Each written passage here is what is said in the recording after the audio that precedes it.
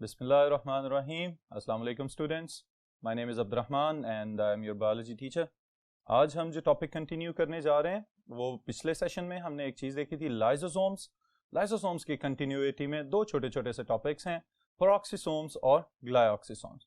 तो अभी हम उनको देखते हैं, उसको स्टडी करेंगे और फिर आप लोग उसको शॉर्ट क्वेश्चंस के लिए प्रिपेयर करेंगे।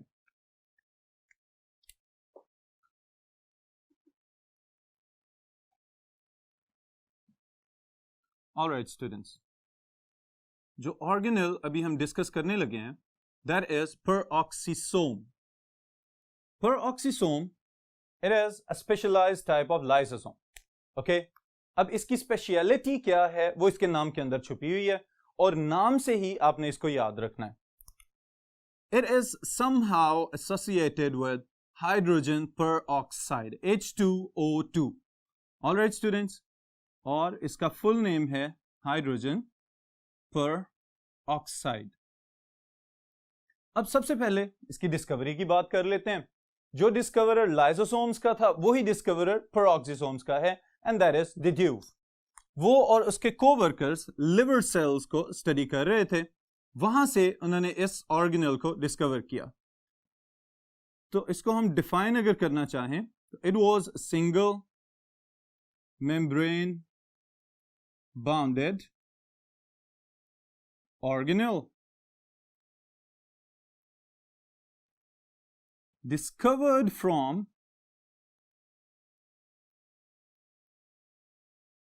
liver cells। जिगर के सेल्स में से इसको डिस्कवर किया गया and it is enriched with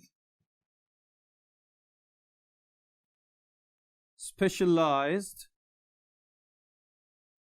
peroxidase enzymes। Okay, वैसे तो peroxidase कह देना ही एंजाइम को समझने के लिए काफी है, लेकिन आपकी आसानी के लिए मैं साथ एंजाइम का वर्ड लिख रहा हूं। ऑलराइट स्टूडेंट्स, तो लिवर सेल्स की एक्टिविटी को चेक करने के दौरान पता चला कि यहां पे लाइसोसोम्स के एक और एसोसिएट मौजूद हैं जो कि पेरोक्सिसोम्स हैं, जो कि पेरोक्सीडेज एंजाइम कंटेनिंग वेसिकल्स कहलाएंगे। ऑलराइट, अब जो स्पेशलाइज्ड एंजाइम्स पेरोक्सीडेज के अलावा इसके साथ हो सकते हैं वो भी हम यहां पे नोट कर लेते हैं, ताकि अगर आपको शॉर्ट क्वेश्चन के साथ साथ मल्टीपल चॉइस क्वेश्चन में ये सवाल पूछ लिया जाए तो आपको इसके अंदर मौजूद एंजाइम की टाइप्स का पता होना चाहिए। So the first one is peroxidase. Peroxidase, all right, the second one is catalase। इसके नाम से पता चल रहा है ये चीजों को तोड़ने के काम आता है। catalase catabolic reactions को कंट्रोल करेगा। and the third one is glycolic acid oxidase, ये भी ऑक्सीडेशन में इन्वॉल्व होगा। alright students, so ये तीन एंजाइम्स हैं present in the peroxisomes. Alright, अगर मल्टीपल चॉइस क्वेश्चन में इसके लिहाज से कोई स्टेटमेंट पूछ ली जाए तो आपको इसके एंजाइम्स के नाम याद होने चाहिए। अब फिर अगर हम इसके फंक्शन की बात करें, जो कि इसका कैरेक्टरिस्टिक फंक्शन भी है, तो वो क्या है? It is characteristic of peroxisomes. Alright, बाकी लाइसोसोम्स भी हैं, पेरोक्सिसोम्स मौजूद हैं और ग्लाइऑक्सिसोम्स भी हो सकते हैं, लेकिन ये इंडिविजुअल जो एक डिस्टिंक्शन है वो सिर्फ पेरोक्सिसोम्स के पास है, और वो क्या है कि these types of vesicles known as peroxisomes are characterized by the presence of enzymes involved in synthesis and breakdown of hydrogen peroxide। मैं उसकी शॉर्ट फॉर्म लिख रहा हूं यहां पे फॉर्मूला में, और इसको डिफाइन हमने कर दिया इसके कैरेक्टरिस्टिक पॉइंट ऑफ व्यू से कि वो वाले स्पेशलाइज्ड ऑर्गेनल्स जो किसी भी यूकैरियोटिक सेल्स के अंदर मौजूद हैं, किसी भी यूकैरियोटिक सेल में मौजूद हो सकते हैं, और ये वाले ऑर्गेनल किस लिए रिस्पॉन्सिबल हैं? हाइड्रोजन पेरोक्साइड को बनाने के लिए और हाइड्रोजन पेरोक्साइड को तोड़ने के लिए, क्योंकि इस प्रोसेस के लिए जो एंजाइम्स रिक्वायर्ड हैं they are only present inside the peroxisomes. Alright students, तो ये एक इंपॉर्टेंट शॉर्ट क्वेश्चन है आपका। अगर शॉर्ट क्वेश्चन में पूछ लिया जाए कि what do you know about the peroxisomes, तो आप उसके जवाब में ये पॉइंट्स डिस्कस कर देंगे, तो it will be an enough answer for that short question. Okay, alright students, फिर इसके साथ ही साथ मैं आपको एक एडिशनल पॉइंट बताने लगा हूं जो कि इसके फंक्शंस में आप इंक्लूड कर सकते हैं, और वो क्या है? दैट इज कि they are also involve in metabolism of fatty acids. Alright, जो लिपिड्स हैं, जो फैट्स हैं, उनके मेटाबॉलिज्म में भी पेरोक्सिसोम्स इन्वॉल्व हो सकते हैं। किस तरह से इन्वॉल्व हो सकते हैं, ये मैं अगर डिटेल में यहां पे बताऊं आपको, तो the enzymes inside the peroxisomes they are also involve in conversion of long chain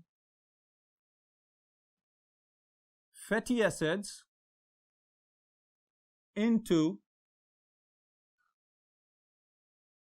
medium chain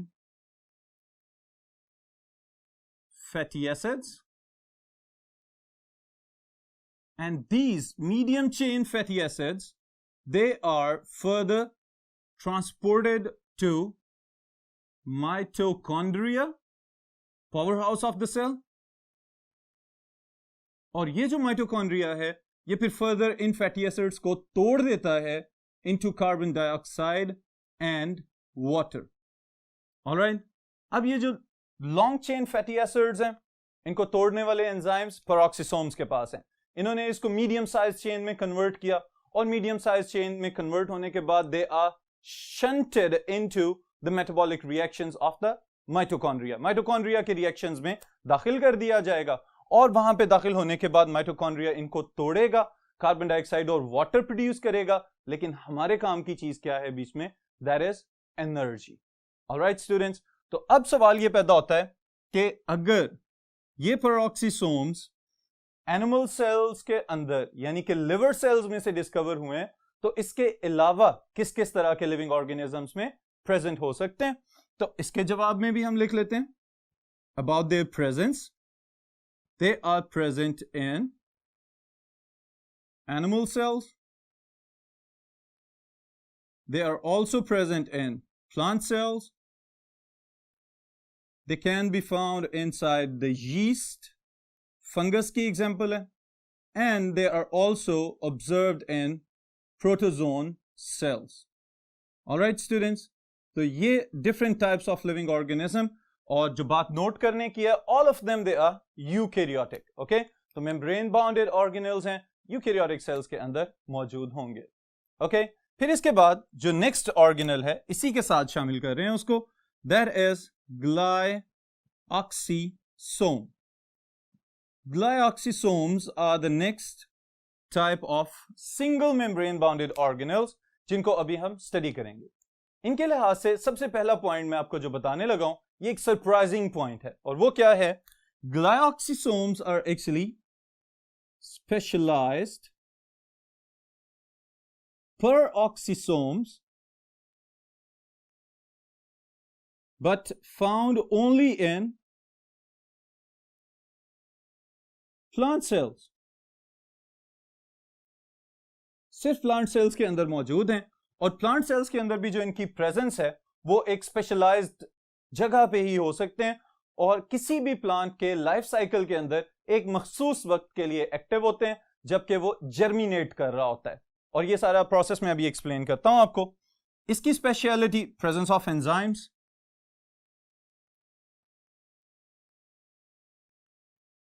इसके पास कौन कौन से एंजाइम्स हैं? The first one is glycolic acid oxidase, जिसका काम है सारे का सारे ग्लाइऑक्सिलेट साइकिल के अंदर।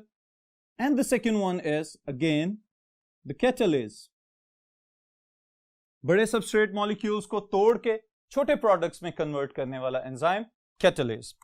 ऑलराइट स्टूडेंट्स, अब फिर वेयर इट इज फाउंड, ये पाए कहां पे जाते हैं? प्लांट्स की हमने बात की है, तो प्लांट सेल्स के अंदर किस वक्त किस स्टेज में कौन से स्ट्रक्चर के अंदर इनको ऑब्जर्व किया जा सकता है? तो दे आर फाउंड प्राइमरीली, बुनियादी तौर पे मौजूद हैं कहां पे? जर्मिनेटिंग सीडलिंग्स, उगते हुए जो बीज होते हैं उनके अंदर इनको आसानी से ऑब्जर्व किया जा सकता है। ऑलराइट स्टूडेंट्स, अब यहां पे इनका क्या रोल है, क्या फंक्शन प्ले कर रहे हैं, ये अभी मैं आपको एक्सप्लेन करता हूं यहां पे एक छोटी सी डायग्राम के साथ। कि फॉर एग्जांपल आप देखें जरा यहां पे कि एक छोटा सा सीडलिंग है। अब ये सीडलिंग, इसको क्यों कह रहे हैं? बीज है, लेकिन उसको फेवरेबल कंडीशंस मिली हैं और फेवरेबल कंडीशंस मिलने के बाद वो जर्मिनेट करना शुरू हो गया। उसमें से दो छोटे छोटे से आउटग्रोथ्स निकलती हुई नजर आती हैं। जो ऊपर की तरफ जाएगा that is known as plumule, जो नीचे की तरफ जाएगा that is known as radicle. Radicle से फ्यूचर में रूट्स बन जाती हैं और जो प्लम्यूल है उससे बाद में शूट या स्टेम और तना बन जाता है। ऑलराइट स्टूडेंट्स, अब ये जो स्ट्रक्चर है, इस स्ट्रक्चर के अंदर जब तक ये सीडलिंग सॉइल के अंदर है, मिट्टी के अंदर है, उस वक्त तक अपनी मेटाबॉलिक एक्टिविटीज के लिए इसको एनर्जी तो चाहिए। वो एनर्जी कहां से आ रही है? ये बुनियादी तौर पे काम कर रहे हैं आपके ग्लाइऑक्सिसोम्स। ऑलराइट, अब ग्लाइऑक्सिसोम्स की एक्टिविटी, अब सीड के अंदर चलते हैं हम। सीड के अंदर फैट स्टोरेज टिश्यूज होते हैं, ऑलराइट, जिन्होंने रिजर्व फूड स्टोर किया होता है in the form of fats या ऑयल्स। जैसे कि हम लोग नॉर्मली ये जितने भी वेजिटेबल ऑयल्स वगैरह हैं, ये कहां से आ रहे हैं? डिफरेंट प्लांट्स के सीड्स में से तेल निकाला जाता है और उसको फिर फर्दर वेजिटेबल ऑयल या घी की फॉर्म में हम लोग इस्तेमाल कर लेते हैं। तो ये जो ऑयल्स हैं, these are actually the fats that are stored for the growth of the seed. जब बीज ने खुद मिट्टी में से निकल के, जब तक वो इस काबिल नहीं हो जाता कि वो फोटोसिंथेसिस करना शुरू करे और अपनी ग्रोथ के लिए अपने कार्बोहाइड्रेट्स खुद से बनाए, उस वक्त तक उसको जिस एनर्जी की जरूरत है, that energy is provided by the stored food inside the seed. Alright? और उस stored food को अगर वो fats की फॉर्म में है तो उसको available करवाना, that is the most important function, और it is performed by glyoxysomes. Alright students? अब जरा देखें, these glyoxysomes they have specialized enzymes. अभी एक एंजाइम का नाम मैंने आपको बताया था, glycolic acid oxidase. Okay? ये एक प्रोसेस चल रहा होता है सीड के अंदर और इसने क्या करना है? लॉन्ग चेन फैटी एसिड्स को कन्वर्ट करना है into acetyl coenzyme A. Alright, फिर acetyl coenzyme A is further converted into succinate. Alright, फिर उसके बाद सक्सिनेट से फर्दर इसको ट्रांसफॉर्म कर दिया जाएगा इनटू कार्बोहाइड्रेट्स, और इन कार्बोहाइड्रेट्स को वो जर्मिनेटिंग सीडलिंग उस वक्त तक इस्तेमाल करेगा जब तक कि वो इस काबिल नहीं हो जाता कि उसका क्लोरोफिल डेवलप हो जाए और वो खुद से फोटोसिंथेसिस करने के काबिल हो जाए। ऑलराइट, इसका मतलब ये है कि अब सवाल ये पैदा होता है कि किस तरह के प्लांट्स में आपको ये ग्लाइऑक्सिसोम्स ज्यादा मिल सकते हैं। तो all those plants whose seeds are enriched with stored fatty acids, okay? वो वाले तमाम पौधे जिनके बीज के अंदर तेल स्टोर किया जाता है, जिसमें हमारे कैस्टर बीन्स हो सकते हैं, जिसमें हमारा कैनोला सीड्स हो सकते हैं, इसी तरह कॉर्न, मकई जो है इसका भी जो ऑयल है वो निकाला जा सकता है। फिर पीनट्स जो है, मूंगफली जो है, इसमें से भी समटाइम्स ऑयल एक्सट्रैक्ट किया जा सकता है। तो ये वाले सब के सब, और एक और जो इकोनॉमिकली बहुत इंपॉर्टेंट है फ्लावर, सनफ्लावर, उसके सीड्स में से भी ऑयल्स निकाले जा सकते हैं। तो ये सब सीड्स अगर जमीन में लगाए जाएं और ये जर्मिनेट करके नया पौधा बनाए, तो ये नया पौधा कब बनेगा? जब इनके अंदर ग्लाइऑक्सिसोम्स फैटी एसिड्स को तोड़ के उस ग्रोइंग सीडलिंग की हेल्प करेंगे, तो तब एक नया पौधा फिर जमीन में से बाहर आ सकेगा। ऑलराइट स्टूडेंट्स, तो ग्लाइऑक्सिसोम्स यहीं पे खत्म होते हैं, फिर इंशाअल्लाह ताला इसको कंटिन्यू करते हैं नेक्स्ट टॉपिक के साथ। बिस्मिल्लाहिर्रहमानिर्रहीम, अस्सलाम वालेकुम students, my name is Abdurrahman and I am your biology teacher. आज के इस लेक्चर में हम दो शॉर्ट टॉपिक्स हैं आपकी बुक के साइटोस्केलेटन और सेंट्रियोल्स दोनों चूंकि एसोसिएटेड हैं तो इनको मिला के पढ़ते हैं अभी, और डिटेल्स के लिए let's go to the white board.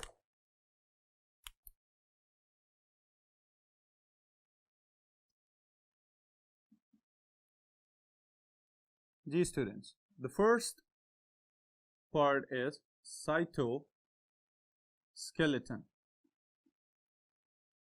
Cytoskeleton, जैसे कि मैं हमेशा कहता होता हूं, अगर लफ्ज पे फोकस कर लिया जाए तो यहीं से समझ आना स्टार्ट हो जाती है.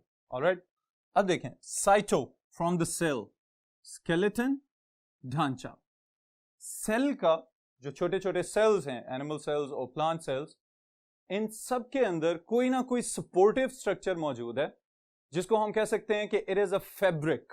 ये एक ऐसे छोटे छोटे रेशों पे मुश्तमिल साख्त है जो कि सेल की शेप को मेंटेन करता है, इसके अंदर ऑर्गेनल्स को उनकी फिक्स पोजीशंस के ऊपर रखता है, और उसके साथ ही साथ अगर साइटोप्लाज्म को साइक्लोसिस यानी कि स्ट्रीमिंग मूवमेंट प्रोवाइड करनी हो तो उसमें भी मददगार साबित हो सकता है. ऑलराइट, तो साइटोस्केलेटन सेल का ढांचा. अब इस साइटोस्केलेटन के कुछ कंपोनेंट्स हैं. What are the components of cytoskeleton? The first thing is microtubules. Microtubules पे मुश्तमिल होगा. The second one is microfilaments. And the third component is intermediate filaments. Filaments रेशे, धागे नुमा स्ट्रक्चर्स. ऑलराइट स्टूडेंट्स, ये तीन बेसिक कंपोनेंट्स हैं जो कि सेल के ढांचे को बना रहे हैं. इनकी अपनी ऑर्गेनाइजेशन क्या है ये चूंकि आपकी बुक में नहीं है तो इसलिए हम इसकी तफसील में नहीं जा रहे, लेकिन जो बाकी चीजें, इसकी केमिकल कंपोजिशन और इंडिविजुअली ये क्या रोल प्ले कर रहे हैं, that is an important point. तो उसको हम जरूर डिस्कस करेंगे डिटेल में. फर्स्ट ऑफ ऑल कंपोजिशन हम देखते हैं अब कि अगर माइक्रोफिलामेंट्स और माइक्रोट्यूब्यूल्स और इंटरमीडिएट फिलामेंट्स साइटोस्केलेटन बना रहे हैं तो ये खुद किस चीज के बने हुए हैं. तो इसके लिए मैं ये कहूंगा कि all of them are protein structures. सब के सब क्या हैं? प्रोटीन स्ट्रक्चर्स हैं. ऑलराइट, अब अगर प्रोटीन स्ट्रक्चर्स हैं तो कौन कौन से प्रोटीन्स इनमें मौजूद हो सकते हैं? The first one is called tubulin protein. Okay, microtubules छोटी छोटी नालियां हैं, तो ये जो नालीदार स्ट्रक्चर्स हैं ये ट्यूब्यूलिन प्रोटीन पे मुश्तमिल होंगे. फिर उसके बाद कॉन्ट्रैक्टाइल प्रोटीन्स कहलाती हैं. एक्टिन, मायोसिन और tropomyosin and keratin. Alright students, अब एक्टिन, मायोसिन और tropomyosin, these proteins they are also present inside the muscles. ये जो हमारे मसल्स हैं जो हमारी मूवमेंट्स को कंट्रोल कर रहे हैं, ये सब की सब प्रोटीन्स इनके अंदर भी मौजूद हैं. ऑलराइट, केराटिन, इसको हम कहते हैं it is a structural protein. जैसे हमारे नेल्स, नाखून और हमारे हेयर्स जो बाल हैं ये केराटिन प्रोटीन पे मुश्तमिल हैं. तो सेल्स के अंदर भी यही प्रोटीन अपना रोल प्ले कर रहे हैं. ऑलराइट स्टूडेंट्स, अब ये जो तीनों कंपोनेंट्स हमने लिखे थे, माइक्रोट्यूब्यूल्स और फिर माइक्रोफिलामेंट्स और फिर इंटरमीडिएट फिलामेंट्स, इनको वन बाय वन हम डिटेल से देखते हैं कि ये क्या क्या रोल प्ले कर रहे हैं. First of all they are microtubules.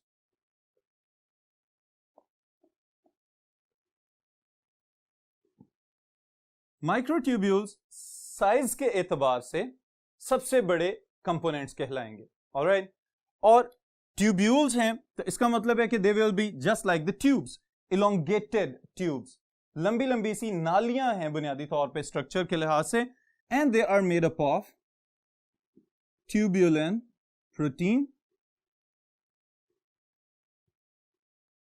Secondly, अब जो इंपॉर्टेंट फंक्शन है इनका वो इनके स्ट्रक्चर के ऊपर डिपेंडेंट है. वो क्या है कि हम कहते हैं कि these are cylindrical. आपकी बुक में एक टर्म यूज हुई है slender, SLENDER. ऑलराइट, वो इसके स्ट्रक्चर के पॉइंट ऑफ व्यू से इसको एक्सप्लेन करता है और ये बताता है कि these proteins they can be laterally compressed. Okay, बिल्कुल इसी तरह से कि जैसे अगर हम अपनी स्किन को थोड़ा सा खींचें और उसके बाद छोड़ दें तो ये वापस अपनी नॉर्मल कंडीशन में चले जाते हैं। ये जो ट्यूबुलिन प्रोटीन्स हैं ये सेल को ये प्रॉपर्टी प्रोवाइड करते हैं कि सेल के अंदर इतनी फ्लेक्सिबिलिटी आ जाए कि अगर उसको स्क्वीज किया जा रहा है, दबाया जा रहा है, कॉन्ट्रैक्ट किया जा रहा है, तो थोड़ी देर के बाद वो अपनी इलास्टिसिटी की वजह से वापस अपनी असल हालत में आ जाए। So they are made up of tubulin proteins. Secondly, इसके जो फंक्शंस हैं, क्या क्या रोल प्ले कर रहे हैं माइक्रोट्यूब्यूल्स सेल के अंदर। ऑलराइट, तो इसके लिहाज से स्टूडेंट्स कुछ स्ट्रक्चर्स के मैं नाम यहां पे लिखने लगा हूं। They are involved in the formation of cilia, okay, they are involved in the formation of flagella, they are involved in the formation of basal bodies, और मोस्ट इंपॉर्टेंट चीज जो है इनकी assembly and disassembly of mitotic apparatus.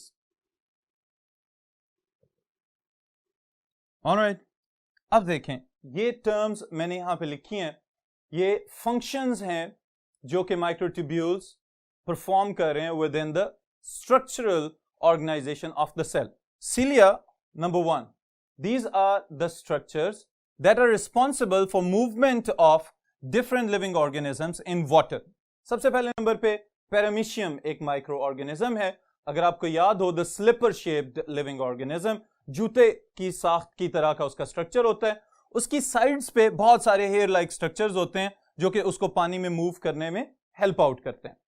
फिर इसी तरह second example अगर हम देखें तो within our respiratory system, ये जो हमारे नॉस्ट्रिल से लेके ऑनवर्ड ट्रेकियरी ट्यूब्स तक, ये सरफेस जो है it is covered up by cilia and mucus. ये क्या कर रहे हैं, डस्ट पार्टिकल्स को रोक रहे हैं और हवा की कंडीशनिंग कर रहे हैं ताकि वो लंग्स में एंटर हो सके। फिर second structure that is flagella. बहुत ज्यादा हो तो they are known as flagella, अगर अकेला होगा तो it will be flagellum. Okay, अब फ्लैजेला जो है इनके लिए बेस्ट एग्जांपल हमारे पास बैक्टीरिया। बैक्टीरिया के अंदर लोकोमोशन के लिए, बैक्टीरिया की मूवमेंट्स को कंट्रोल करने के लिए समटाइम्स एक बड़ा सा फ्लैजेलम मौजूद होता है, तो it is also made up of microtubules.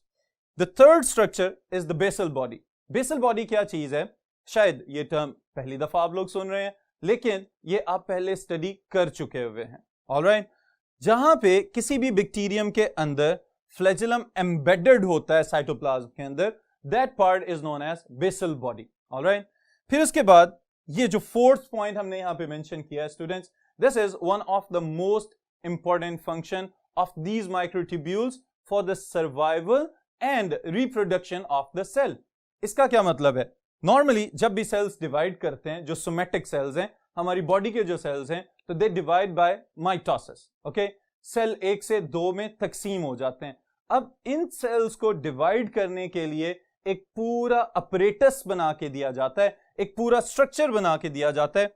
ये जो फिगर आपको इस वक्त नजर आ रही है, ये बहुत ज्यादा फेमिलियर होंगे आप लोग इस शक्ल से कि ये जो डॉटेड लाइंस नजर आती हैं किसी भी यूकैरियोटिक सेल के अंदर, these dotted lines they are formed by microtubules, ताकि जब सेल डिवाइड हो तो सेल डिवीजन के साथ ही साथ ये स्ट्रक्चर हमेशा हमेशा रिलेट होगा, क्योंकि क्रोमोसोम्स की जो मूवमेंट है that is always controlled by these microtubules, जो कि स्पिंडल फाइबर्स बनाते हैं, माइटोटिक अपरेटस बनाते हैं, और फिर जब सेल डिवाइड करने वाला होता है तो उस वक्त ये एक स्ट्रक्चर बनाते हैं, that is known as cleavage furrow. Okay, cleavage furrow क्या है, ये देखें जरा, अगर एक एनिमल सेल अपनी माइटोसिस की लास्ट फेज पे पहुंच जाए, that is what, telophase. Okay, cell जब डिवाइड होने के करीब होता है तो उस वक्त इनके दरमियान में एक ये पिंच्ड स्ट्रक्चर बनता है। ये जो पिच का हुआ सा दरमियान में स्ट्रक्चर या रिंग बनता हुआ नजर आ रहा है, this is known as cleavage furrow. Alright, this cleavage furrow is also located by the presence of microtubules. All right, students, ये था हमारा पहला कंपोनेंट साइटोस्केलेटन का। After microtubules, the next one is microfilaments.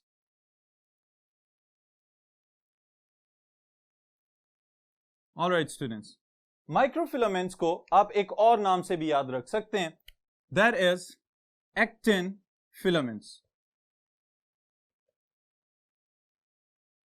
Actin filaments, due to their ability of contraction and relaxation, ये यहां पे बहुत important role play करते हैं.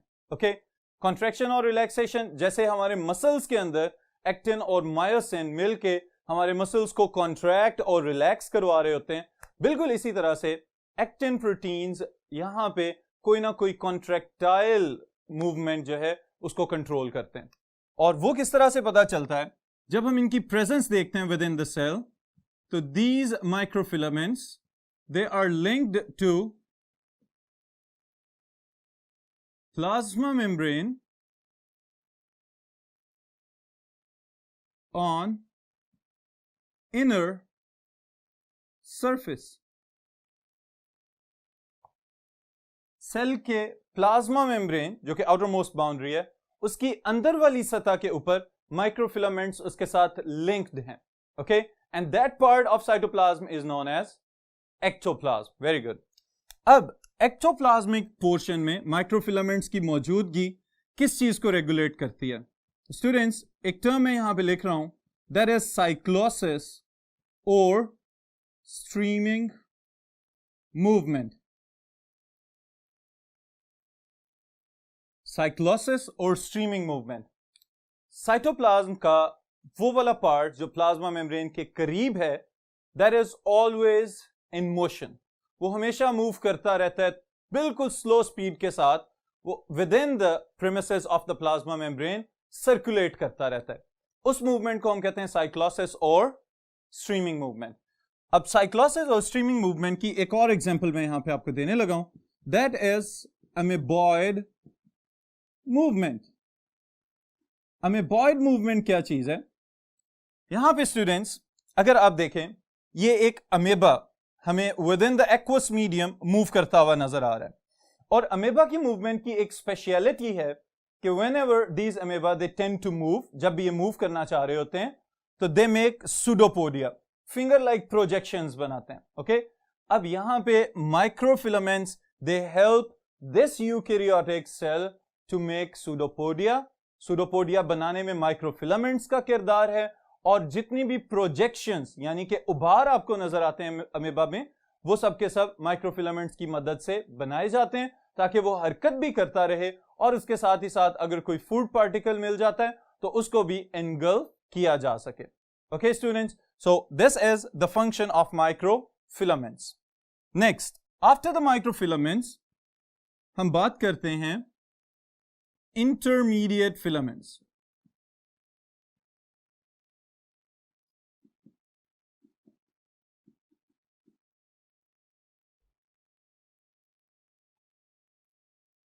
ओके, अब इंटरमीडिएट फिलामेंट्स साइज के लिहाज से इंटरमीडिएट इनको कह रहे हैं क्योंकि इनका साइज जो है वो हमारे माइक्रोट्यूब्यूल्स और माइक्रोफिलामेंट्स के दरमियान में है. That's why they are known as intermediate filaments. Okay, अब intermediate filaments they only play structural role in maintaining the shape of the cell.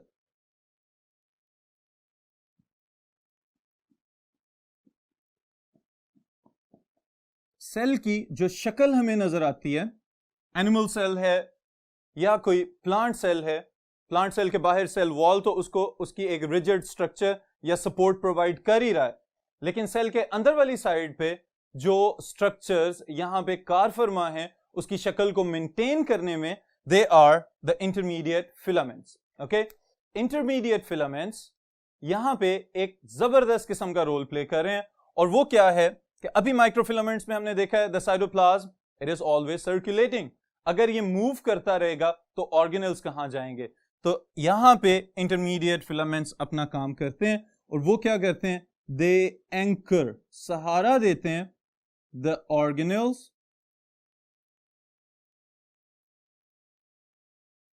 at their specific places or location. कोई भी organelle अगर cytoplasmic streaming के दौरान अपनी जगह पे fixed रहता है तो किसकी वजह से रहता है? These are the intermediate filaments. Okay students, अब इंटरमीडिएट फिलामेंट्स जो है normally they are made up of keratin like proteins. Okay, हम अपनी आसानी के लिए याद रख सकते हैं कि they are made up of some proteins that belong to the family of the keratin structural protein. Okay, even के एनिमल सेल के मुतालिक हमेशा से हम एक बात कहते हैं कि the nucleus is always present in the centre of the cell. तो न्यूक्लियस अगर सेंटर में मौजूद है तो उसको सेंटर में रखना, this is also the function of intermediate filaments. Alright students, after the cytoskeleton एक और ऑर्गेनल जो कि एसोसिएटेड है इसी के साथ, उसको मैं यहां पे मेंशन करने लगा हूं, and that are centrioles.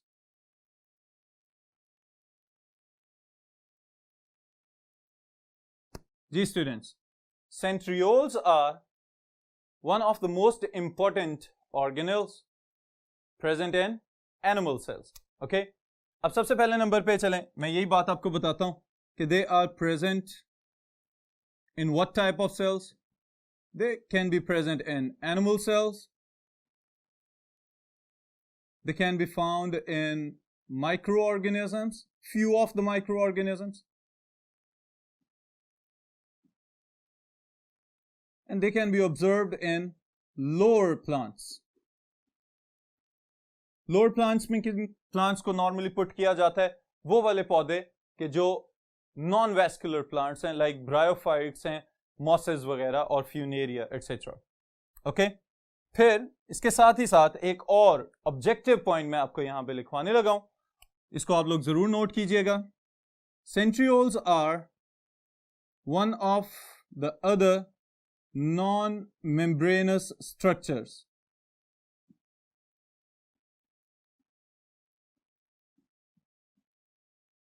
of eukaryotic cells.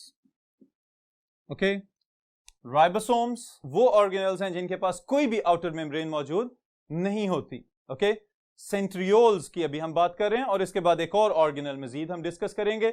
In organelles के ऊपर यूकैरियोटिक सेल्स में होने के बावजूद कोई भी एक्सटर्नल पेरिफेरल मेम्ब्रेन मौजूद नहीं है, तो these are known as non membrane bounded organelles. Okay, then these centrioles, they are absent in plant cells. All right students, plant cells के अंदर centrioles नहीं है, लेकिन जब plant cell ने भी डिवाइड करना होता है तो माइक्रोट्यूब्यूल्स ही उसको रेगुलेट करते हैं, वही स्पेशलाइज्ड एस्टर्स और स्पिंडल फाइबर्स बनाते हैं, लेकिन सेंट्रियोल्स वाली जो ऑर्गेनाइजेशन है वो वहां पे माइक्रोट्यूब्यूल्स नहीं बनाते inside the plant cells. Okay, then इनके स्ट्रक्चर की अगर हम बात करें तो they are made up of what? array arrangement of 9 microtubules. Centrioles make an array of 9 microtubules. Then these microtubules, they are further composed of what? The 9 microtubules or microtubule arrays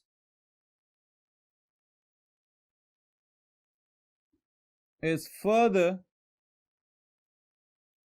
composed of triplets. Triplets यानी कि तीन tubules पे मुश्तमिल है। Okay students, अब अगर ये पूछा जाए कि टोटल ट्यूब्स जो बन रही हैं यहां पे वो कितनी है, इसका मतलब ये है कि इफ देयर आर 9 triplets, तो 9 multiplied by 3 it will be 27 total microtubule subunits. Okay, ये important objective है, इसको आप लोग याद रख सकते हैं। Then what is the function of centrioles within the eukaryotic cell? Okay, functions के एतबार से these centrioles, they are very important in making up the mitotic apparatus. All right students, अब mitotic apparatus क्या है?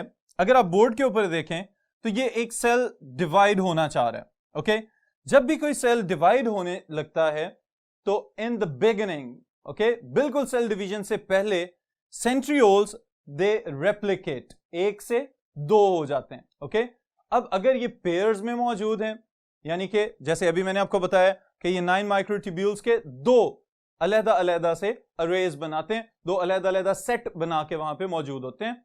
और नॉर्मली इनकी presence कहां पे है? आउटसाइड द न्यूक्लियस, न्यूक्लियस की बैरूनी सतह के ऊपर. ओके स्टूडेंट्स, अब क्या होगा?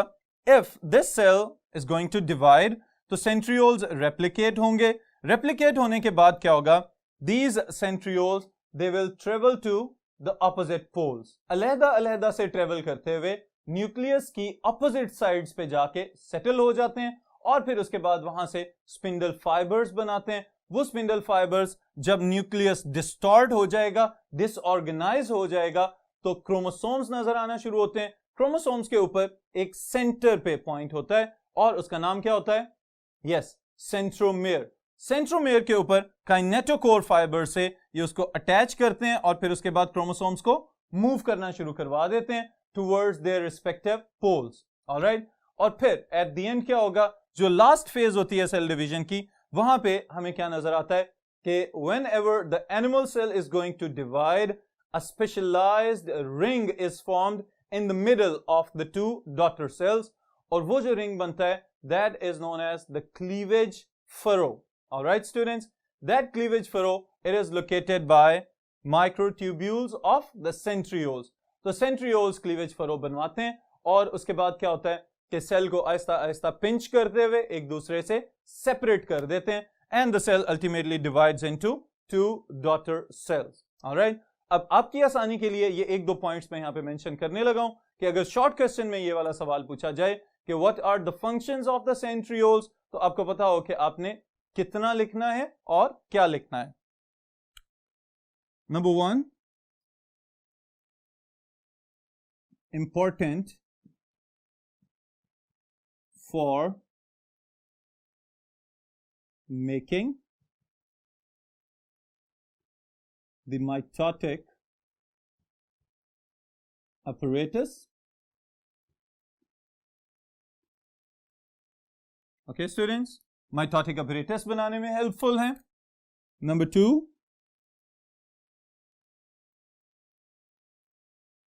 cleavage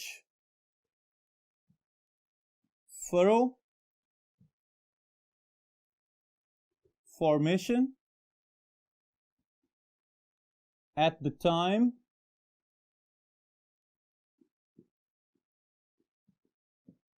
of cytokinesis. Cytokinesis, cell division, यानी कि जब दो डॉटर सेल्स एक दूसरे से मुकम्मल तौर पे अलहदा हो जाएंगे तो इनको अलहदा करवाने में भी सेंट्रियोल्स अपना इंपॉर्टेंट रोल प्ले कर रहे हैं.